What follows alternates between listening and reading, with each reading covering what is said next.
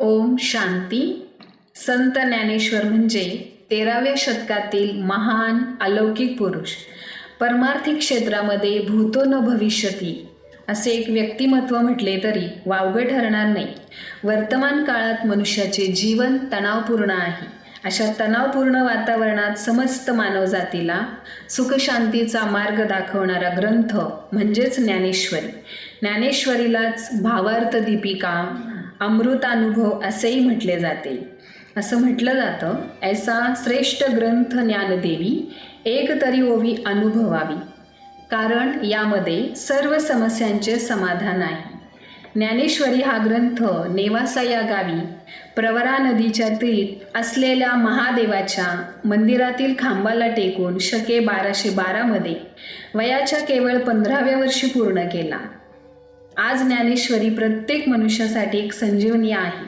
ज्ञानेश्वर महाराजांनी शके 1218 कार्तिक महिन्यात क्षेत्र पंढरपूर येथे एकांत सुखाचा लाभ घेण्यासाठी जिवंत समाधी घेण्याचा निश्चय केला. गुरुवारी त्रयोदशीस दुपारी आळंदी गावामध्ये इंद्रायणी नदीच्या काठी सिद्धेश्वराच्या मंदिराच्या डाव्या बाजूस अजान वृक्षाखाली समाधिस्थ झाले. याच ग्रंथाचे आध्यात्मिक रहस्य समजून घेण्यासाठी संपूर्ण विश्वामध्ये प्रजापिता ब्रह्माकुमारी ईश्वरीय विश्वविद्यालयाला अवश्य भेट द्या. ओम शांती.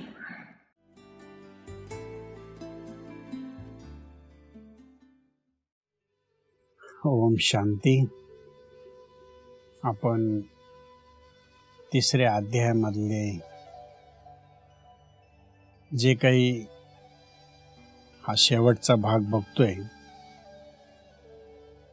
परंतु या शेवटच्या भागामध्ये बघत असताना काम, क्रोध किंवा हे जे विकार आहे, हे विकार किती प्रबळ आत्म्यावर आपली पकड त्यांनी करून ठेवलेली आहे आणि त्यापासून प्रवृत्त होण्यासाठी किंवा त्यापासून वेगळापणा करण्यासाठी श्रीकृष्ण वारंवार अर्जुनाला जे शिकवण देत आहे, जे काही उदाहरण देत आहेत, ते आपण बघत आहोत. हा जो 39वा जो श्लोक आहे, यामध्ये खूप सुंदर वर्णन केलेलं आहे माऊलींनी. तैसे ज्ञान तरी शुद्ध परी, यही असे प्रवृद्ध, मनोनी ते आघाद होऊनी ठेले, आधी यात जिनावे मग ते ज्ञान पावावे, तच पराभवो न संभवे, राग द्वेषा यात साधा वया लागी, जे बळ आणि जे अंगी, ते इंधने जैसे आगी, साववावे होवी. सुंदर वर्णन माऊलींनी केलंय की तसे ज्ञान हे स्वतः जरी शुद्ध असले, सत्य असले, कारण ज्ञान म्हटल्यानंतर प्रकाश, त्यामध्ये अशुद्धताची ही काही गोष्ट येतच नाही. परंतु ज्यावेळेस ज्ञानाचा प्रकाश जीवनामध्ये नसतो, त्यावेळेस अज्ञानाचं राज्य आपल्यावर असतं आणि ते अज्ञान ओढून आणणाऱ्या ज्या गोष्टी आहेत, त्या म्हणजे काम, क्रोध, लोभ, मोह, अहंकार. वर्णन सर्व लोक करतात की मोह ठेवायला नाही पाहिजे, मोह खूप वाईट आहे. इच्छा ठेवायला नाही पाहिजे, इच्छा खूप वाईट आहे. परंतु सोडायला कोणी तयार नाही. जसं एक दिवस मरायचं हे माहीत आहे, परंतु जर एखाद्याला म्हटलं की आता मरायला तयार आहे, तर तो म्हणणार नाही, अजून थोडं काम बाकी आहे. त्या क्षणाला सोडायला कोणीही तयार नाही. ही एक खूप मोठी जीवनाची विडंबना आहे की ह्या दुनियेमधून एक दिवस जायचंय,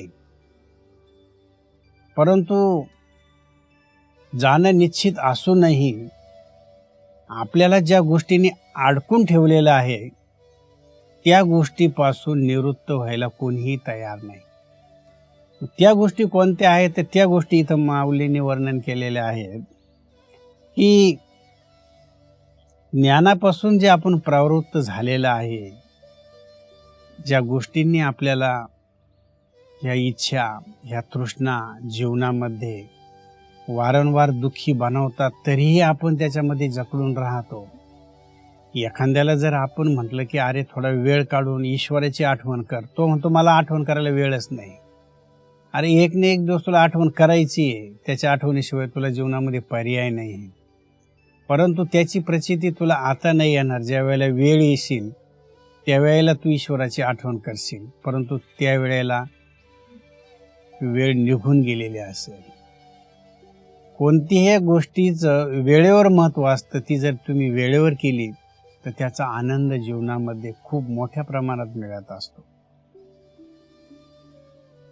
हे ज्ञान स्वतः जरी शुद्ध असले तरी काम क्रोधाने आच्छादित असते, म्हणूनच ते गहन होऊन बसले आहे.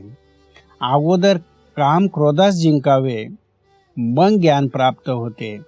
पण त्या काम क्रोधास जिंकणे कठीण, कारण यांना जिंकण्याकरिता जे जे अवसान आणावे ते उलट त्यांनाच सहाय्यकारी होते. जसे अग्नी विझवण्याकरिता लाकडे टाकली असता ती त्यालाच सहाय्यकारी बनतात. म्हणजे काम क्रोध ह्या विकारांना जिंकण्यासाठी आपण जे जे काही उपाय करतो ते उपाय त्यालाच मदत करतात. आणि त्याचं उदाहरण माऊलीने दिलेलं आहे की जसं आग विझवण्यासाठी लाकडे जर टाकली तर ती लाकडे पुन्हा पेटण्यास सुरुवात होते. मग आग विझवण्यासाठी आपण लाकडे न टाकता जर तिथं पाणी टाकलं तर ती आग विझू शकते. आज समाजामध्ये काम क्रोधाची आग विझवण्यासाठी लोक औषधांचा प्रयोग करतात. भिन्न भिन्न प्रकारे औषधं घेऊन आपल्या इंद्रियांचं दमन करतात, त्यांना वश करण्याचा प्रयत्न करतात.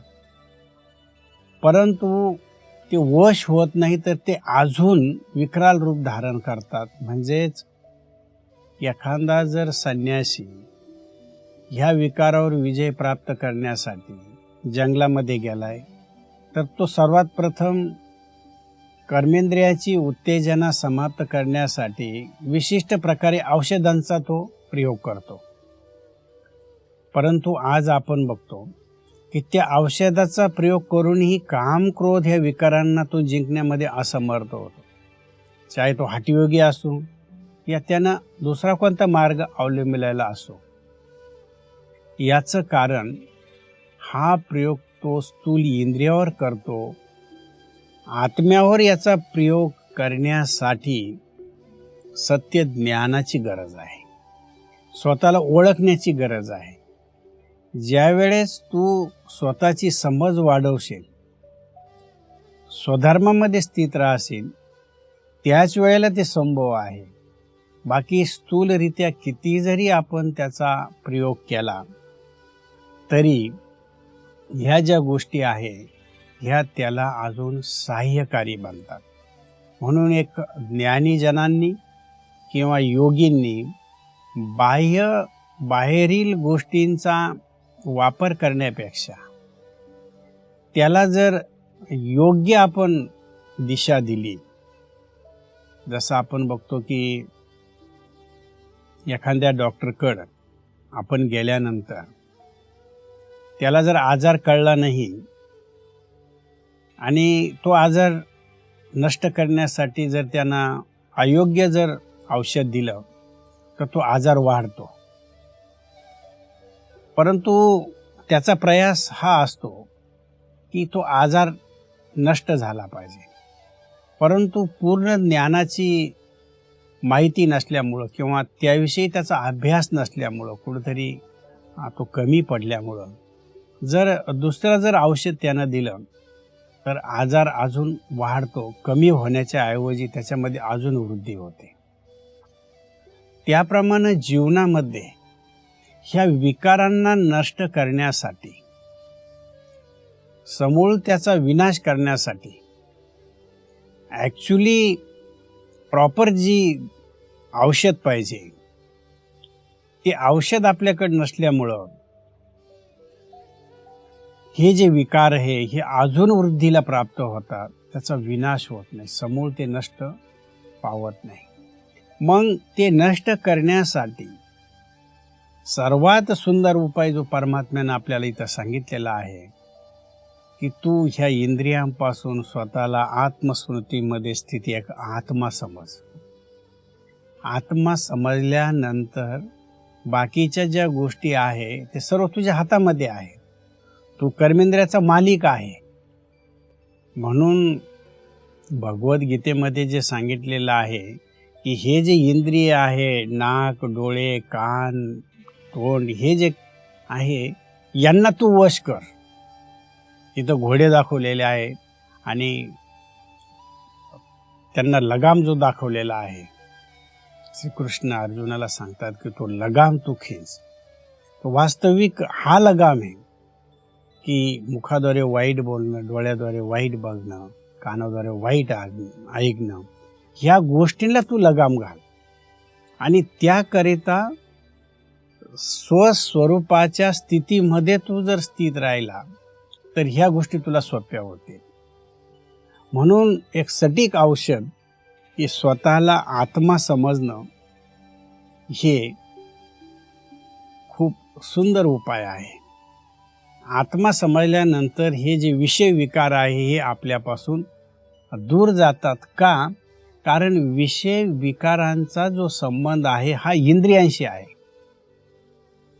आणि विषय विकारांची प्राप्ती करण्यासाठी सर्वात प्रथम हे इंद्रिय त्याकडे आकर्षित होतात. मग जर इंद्रियांनाच जर आपण कंट्रोल केलं तर बाकी ज्या गोष्टी आहे बाहेरील त्यांना आपण बरोबर वश करू शकतो. म्हणून जे जे उपाय करावे तैसे उपाय किजिती जे जे ते याशीची होती विरिजे. म्हणून हाटी याते जिनिजे इहीच जगी ऐशी अशी साकडी बोला. एक उपाय आहे भला तो करिता जरी अंगवला तरी सांगेन तुझे. म्हणून जे जे उपाय करावे ते त्यांनाच मदत करतात. म्हणून या जगामध्ये हठयोगांना देखील हेच जिंकतात.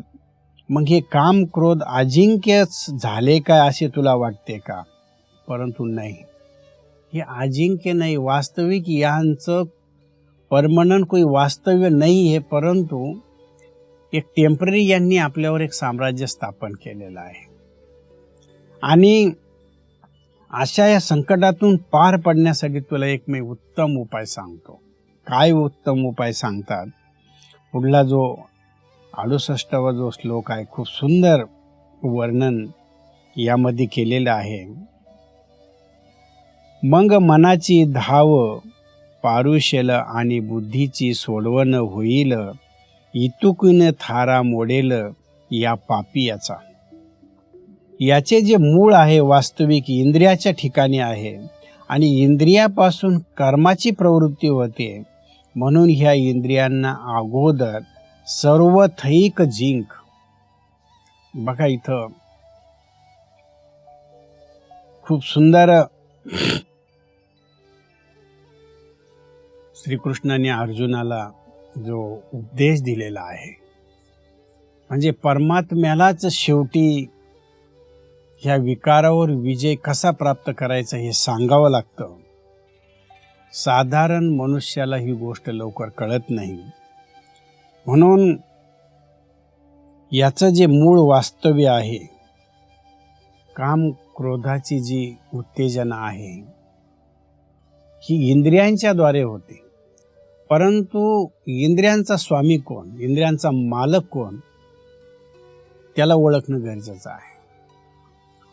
तर इंद्रियांचा जो मालक आहे तो आहे आत्मा.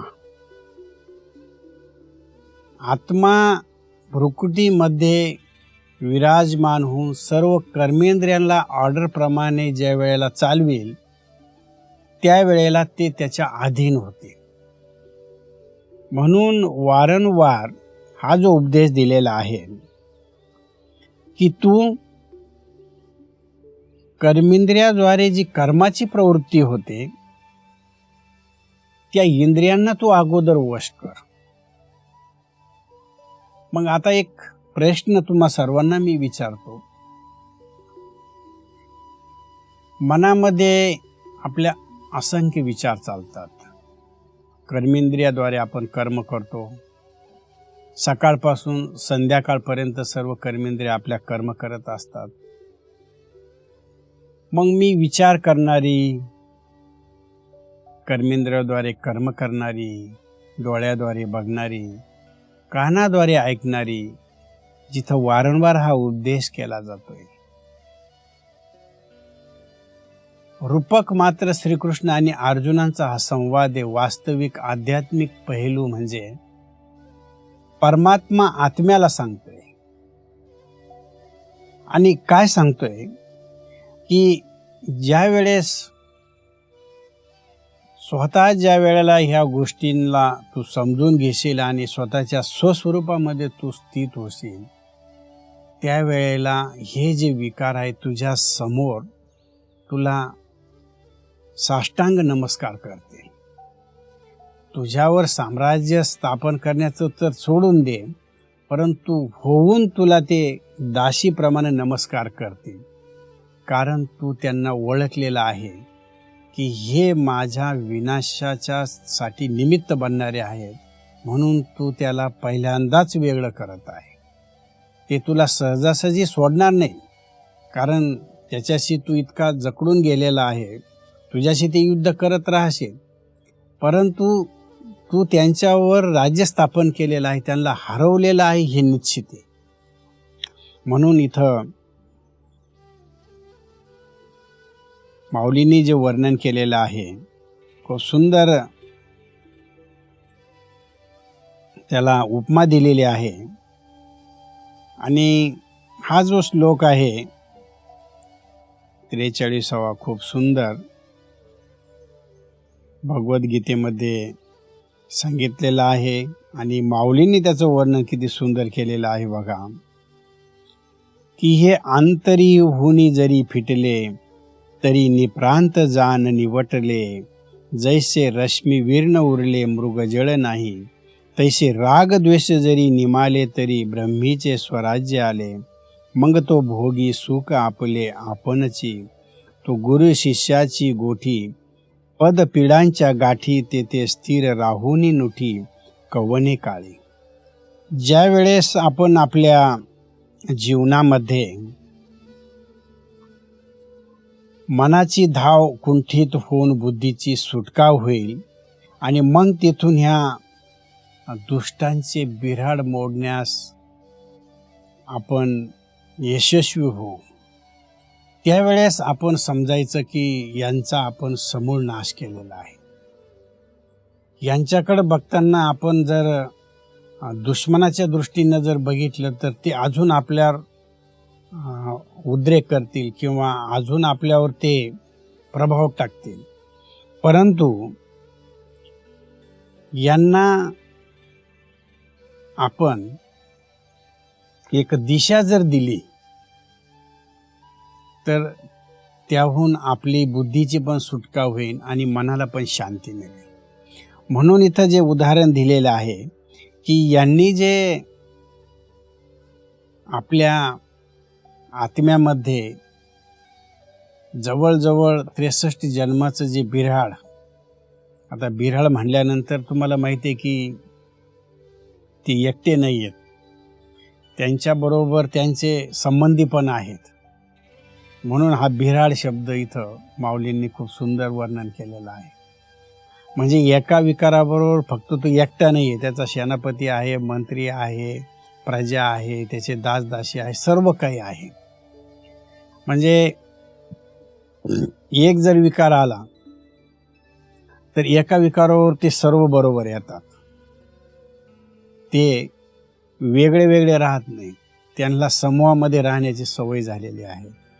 म्हणून ते बिऱ्हाड जर हटवायचं आहे किंवा त्यांनी जे बिऱ्हाड आत्म्यामध्ये हा जो संसार व्याप्त करून ठेवलेला आहे याच्यातून जर आपल्याला बाहेर निघायचं आहे तर खूप छान माऊलींनी पुढं सांगितलेले आहे की बुद्धीच्या पलीकडे असलेली जी आत्मा आहे त्या आत्म्याला तू जाणून घे. आत्म्याला जाणून घेतल्यानंतर किती स्पष्ट उल्लेख आलेला आहे बघा की आत्म्यामध्ये मन आणि बुद्धी आहे. आता इथं थोडंसं आपल्या दर्शक श्रोत्यांना खूप स्पष्ट रीतीने समजलं पाहिजे की मनानं जे आपण विचार करतो, बुद्धीनं जो आपण निर्णय करतो, ते करणारं कोण? तर ती आत्मा. आत्म्यामध्ये मन, बुद्धी आणि संस्कार ह्या तिन्ही गोष्टी दडलेल्या आहे. ह्याप्रमाणे यांची अंतःकरणातून वस्ती मोडली म्हणजे समज की हे मेले.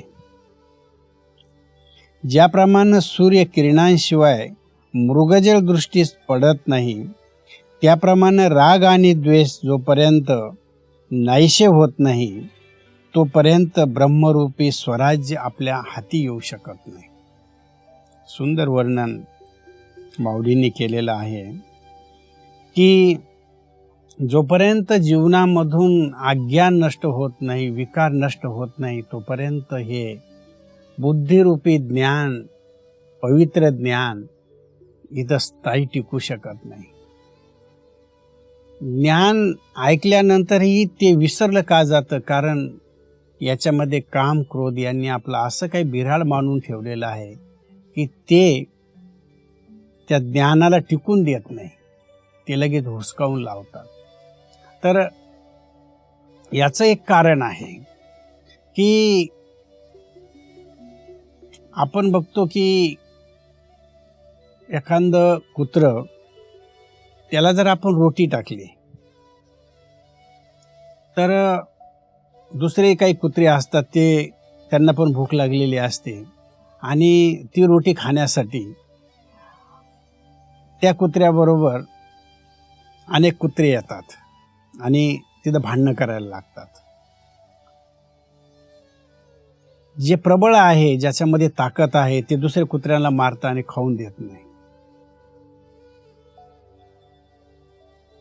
आता इथं जर आपण बघितलं तर विकारांची अशीच तऱ्हा आहे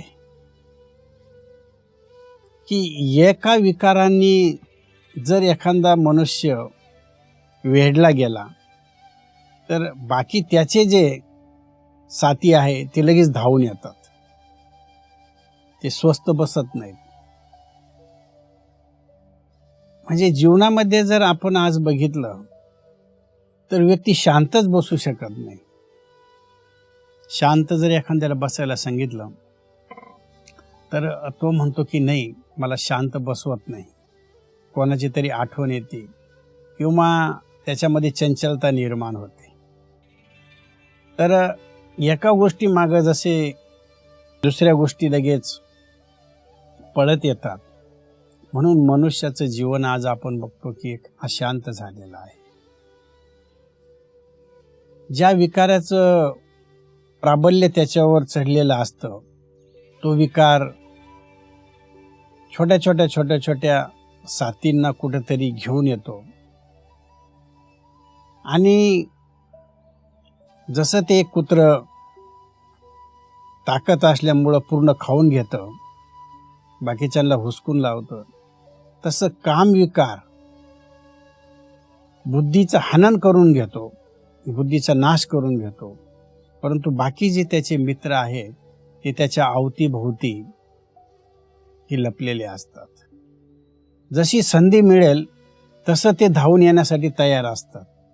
म्हणून ही गोष्ट ज्ञानी लोकांनी लक्षात ठेवली पाहिजे की जीवनामध्ये कोणताही जरी विकार असला तर त्या विकारांपासून परावृत्त झालं पाहिजे.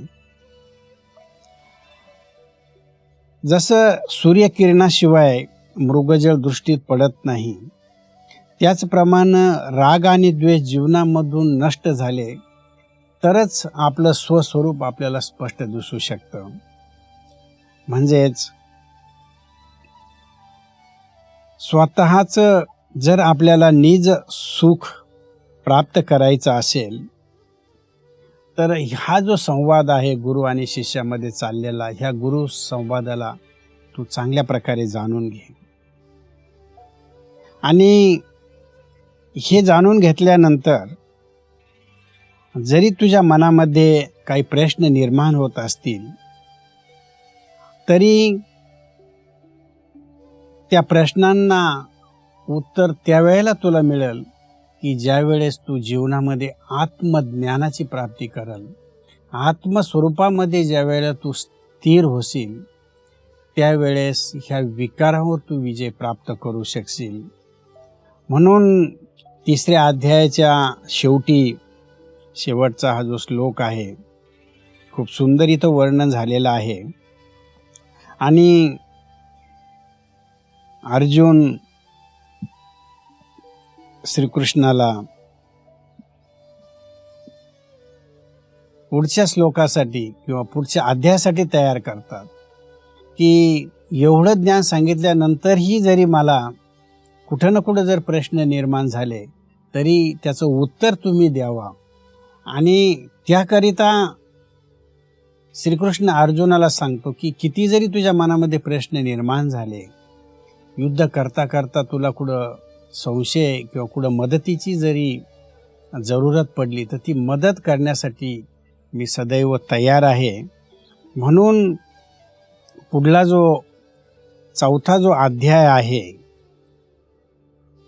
आपण नंतर बघणार आहोत की कसं ज्ञान संन्यास योग म्हणजे काय, आणि त्यामध्ये श्रीकृष्णानं अर्जुनाला म्हणजेच या ठिकाणी आपण सर्व दर्शक श्रोते ह्या गोष्टीला समजत असेल की परमात्मा आणि आत्म्यामधला कसा हा संवाद खूप छान चाललेला आहे आणि कसं आत्मा परमात्म्याशी जुडल्यानंतर आपल्यामधल्या ज्या वाईट विकृती आहेत त्या विकृती हळूहळू दूर होतात आणि एक जीवनामध्ये आपल्याला सत्याचा बोध होऊन सुख शांतीची कशी प्राप्ती होते आणि खरोखर आपण स्वधर्मामध्ये स्थित झाल्यानंतर ह्या ज्या गोष्टी आहेत भौतिक जगतचं जे अल्पकाळाचे जे सुख आहे त्या सुखाकडं साक्षीपणाकडं